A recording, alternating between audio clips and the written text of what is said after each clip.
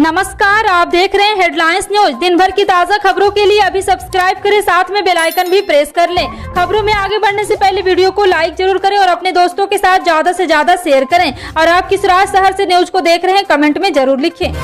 के नए भवन पर राष्ट्रीय चीन अशोक स्तंभ को लेकर राजनीतिक विवाद शुरू हो गया है। अशोक स्तंभ में शेर की आकृति को लेकर विपक्षी दल आपत्ति कर रहे हैं। विपक्षी दलों का आरोप है कि शेर को आक्रामक दिखाया गया है, जबकि असल चीज में शेर सौम्य दिखाई देता है। विपक्ष के इस दावों को लेकर एबीपी न्यूज ने पड़ताल की तो पता चला है कि अशोक स्तंभ में जो आकृति दिखाई दे रही है उसमें आपत्ति करने जैसा कुछ भी नहीं है। इस बारे में इतिहासकार रवि भट्ट कहते हैं कि यह अशोक स्तंभ एक कलाकृति है और यह हमेशा कलाकार के मिजाज के आधार पर बदलती दिखाई देती है। मौर्य काल के समय की बेहतरीन और सबसे चर्चित आकृतियों में अशोक स्तंभ शुमार है। आल्ट न्यूज के सह संस्थापक मोहम्मद जुबैर के मामलों की जांच के लिए यूपी सरकार ने एसआईटी का गठन किया है। आईजी परतिंदर सिंह की अध्यक्षता में एसआईटी जांच करेगी। डीआईजी अमित कुमार वर्मा भी जांच टीम में शामिल है। मोहम्मद जुबैर के खिलाफ यूपी के सीतापुर, लखीमपुर खीरी, हाथरस और मुजफ्फरनगर में मामले दर्ज है। बीते दिन मोहम्मद जुबैर को उत्तर प्रदेश की लखीमपुर खीरी की अदालत ने पिछले साल सितंबर में उनके खिलाफ दर्ज एक मामले में 14 दिन की न्यायिक हिरासत में भेज दिया था। अदालत जुबैर की जमानत याचिका पर 13 जुलाई की सुनवाई करेगी। मोहम्मद जुबैर को सीतापुर जेल से वीडियो कॉन्फ्रेंसिंग के जरिए अदालत में पेश किया गया था और उनके खिलाफ एफआईआर में धारा 153 बी, 505 बी और 505 2 जोड़ी गई। मंगलवार को झारखंड में पीएम ने दौरा किया और यहां पर उन्होंने 16,800 करोड़ रुपए के विकास कार्यों का उद्घाटन और शिलान्यास किया। इसके बाद पीएम मोदी ने देवघर में कड़ी सुरक्षा के बीच रोड शो निकाला। रोड शो के बाद प्रधानमंत्री ने बाबा बैद्यनाथ के धाम में पूजा की। पूजा करने के बाद पीएम ने वहां पर जनता को भी संबोधित किया। पूजा से पहले निकाले गए रोड शो में प्रधानमंत्री का काफिला गुजरने के दौरान सड़क के दोनों ओर लोगों की कतार इंतजार में खड़े थे, जिनमें से अधिकतर ने भगवा कपड़े पहन रखे। मोदी की भीड़ और हाथ हिलाकर, हाथ जोड़कर लोगों का अभिवादन करते रहे थे। आज सोने की कीमतों में कोई खास उतार चढ़ाव देखने को नहीं मिला। वहीं चांदी की कीमत में 650 रुपये की गिरावट आई है। इस समय कई दिनों से गोल्ड की कीमतों में गिरावट देखने को मिली। इसके अलावा पिछले हफ्ते भी सोना करीब 1500 रुपये सस्ता हुआ था। HDFC सिक्योरिटीज ने इस बारे में जानकारी दी। दिल्ली सराफा बाजार में मंगलवार को सोना 15 रुपये की बढ़त के साथ 50,581 रुपये प्रति 10 ग्राम पर पहुँच गया। वहीं इससे पहले कारोबारी सत्र में पीली धातु का भाव 50,566 रुपये प्रति 10 ग्राम पर बंद हुआ था।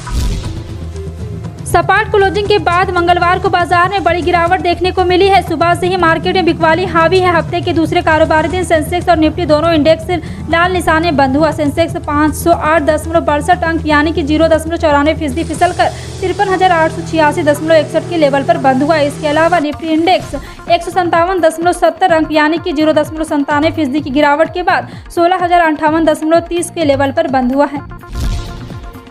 हिमाचल प्रदेश और गुजरात विधानसभा चुनाव के लिए कांग्रेस ने पर्यवेक्षक की घोषणा कर दी है। पार्टी अध्यक्ष सोनिया गांधी ने गुजरात में वरिष्ठ पर्यवेक्षक राजस्थान के मुख्यमंत्री अशोक गहलोत को बनाया। वहीं उनके साथ 2 पर्यवेक्षक भी नियुक्त किए गए। इनमें छत्तीसगढ़ के मंत्री TS सिंहदेव और महाराष्ट्र के नेता मिलिंद देवड़ा का नाम है। वहीं हिमाचल प्रदेश में छत्तीसगढ़ के मुख्यमंत्री भूपेश बघेल को वरिष्ठ पर्यवेक्षक नियुक्त किया गया। उनके साथ राजस्थान के पूर्व मुख्यमंत्री सचिन पायलट और पंजाब के वरिष्ठ नेता प्रताप सिंह बाजवा को पर्यवेक्षक बनाया गया है।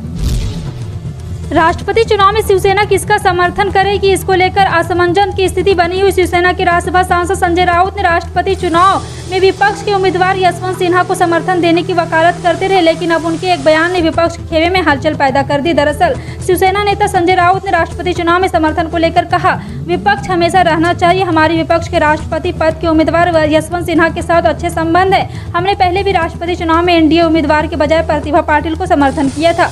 शिवसेना ने राष्ट्रपति चुनाव के लिए प्रणब मुखर्जी का भी समर्थन किया था। शिवसेना कभी भी दबाव में आकर कोई फैसला नहीं लेती है।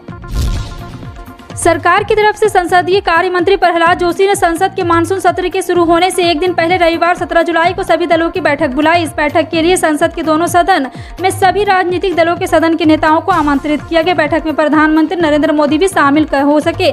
पीएम मोदी के अलावा गृह मंत्री अमित शाह, रक्षा मंत्री राजनाथ सिंह और संसदीय कार्य मंत्री प्रहलाद जोशी के साथ सरकार के कई अन्य मंत्री भी सर्वदलीय बैठक में शामिल हो सकते हैं। सरकार इस सर्वदलीय बैठक में सभी राजनीतिक दलों के साथ संसद के एजेंडे पर सहमति बनाने की कोशिश करेगी ताकि संसद के दोनों सदनों का कामकाज सुचारू रूप से चल सके।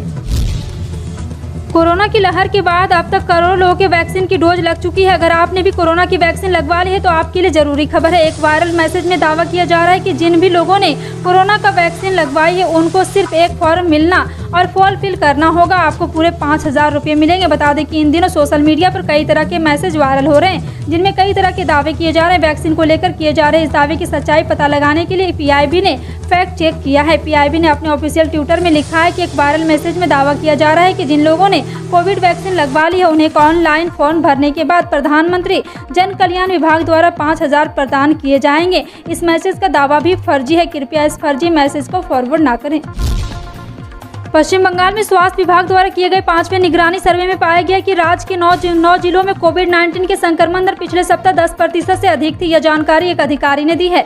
अधिकारी ने बताया कि 7 से 8 जुलाई के बीच किए गए सर्वे से पता चला है कि कुछ क्षेत्रों में जांच संक्रमण दर भी 20% को पार कर गई है। अधिकारी ने कहा है कि इन निष्कर्षों ने विभाग को कम से कम 11 स्थानों को रेड जोन के रूप में चिन्हित करने के लिए बाध्य किया है।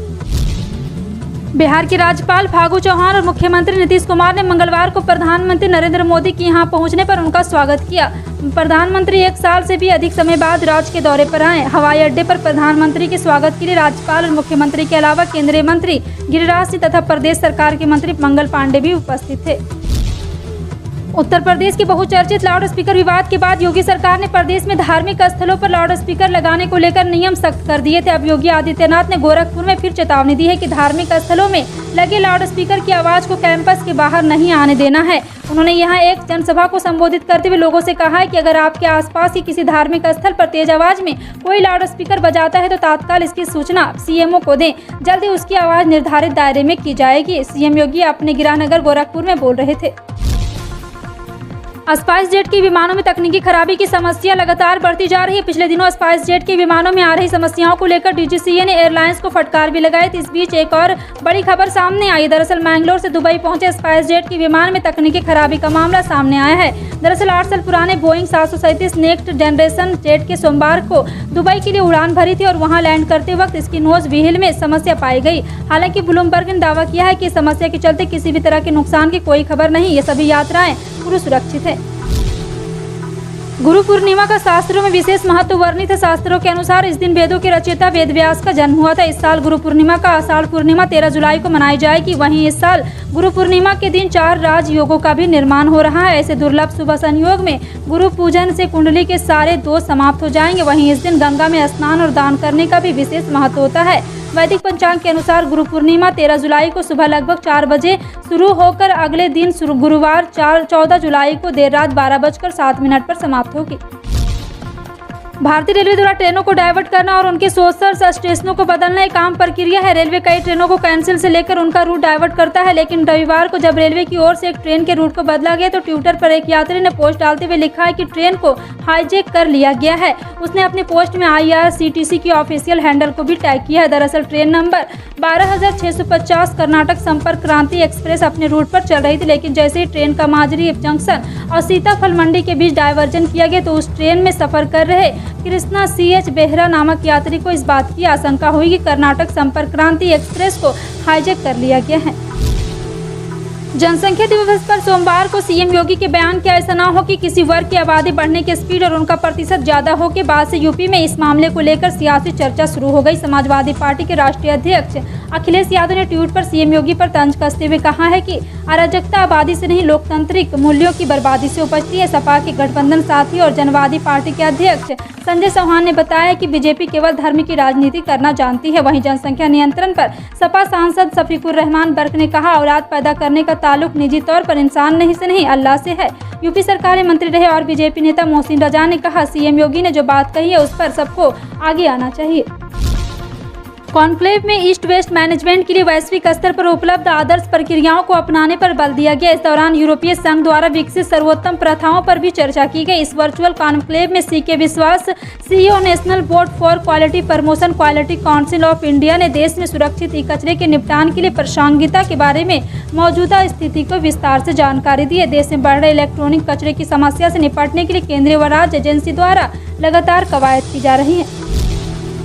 कांग्रेस सांसद राहुल गांधी एक बार फिर विदेश यात्रा पर रवाना हो गए। मीडिया रिपोर्ट के मुताबिक राहुल गांधी एक व्यक्तिगत यात्रा पर यूरोप गए। हालांकि उनके राष्ट्रपति चुनाव और संसद के मानसून सत्र से पहले 17 जुलाई को लौटने की उम्मीद है। इसके अगले ही दिन यानी 18 जुलाई को संसद का मानसून सत्र शुरू होगा और ये 6 अगस्त को खत्म होगा। संसद के इसी सत्र में राष्ट्रपति और उपराष्ट्रपति का चुनाव होगा। राष्ट्रपति चुनाव 18 जुलाई और उपराष्ट्रपति चुनाव 6 अगस्त को होगा। गेहूं के निर्यात पर सरकारी प्रतिबंध लगने के बाद दुनिया के कई देशों में हड़कंप मच गया था। इतना ही नहीं, इसके बाद कुछ देशों ने गेहूं की आपूर्ति के लिए भारत से अनुरोध भी किया था। इसी बीच संयुक्त राष्ट्र ने कहा है कि यूक्रेन युद्ध के मद्देनजर भारत से वाणिज्यिक गेहूं का निर्यात यमन के लिए आपूर्ति का एक अहम जरिया बनकर सामने आया है। दरअसल संकट के समय भारत ने यमन को गेहूं देकर जो मदद की है, संयुक्त राष्ट्र ने उसकी तारीफ की है। संयुक्त राष्ट्र में माननीय मामलों के लिए सहायक महासचिव एवं आपात राहत उप समन्वय जायसे सूर्या ने परिषद में अपने संबोधन में कहा कि भारत से गेहूं के खेप यमन के लिए आपूर्ति का अहम स्रोत बन रहा है। खासतौर पर यूक्रेन में जारी युद्ध को देखते हुए यह काफी अहम है। आपका इन सभी खबरों पर क्या कहना है, कमेंट सेक्शन में टाइप करके जरूर बताएं। इसी तरह की पल पल की अपडेट जानने के लिए जुड़े रहें आप अपने हेडलाइंस न्यूज के साथ। मिलते हैं अगली बड़ी खबर में, तब तक के लिए जय हिंद।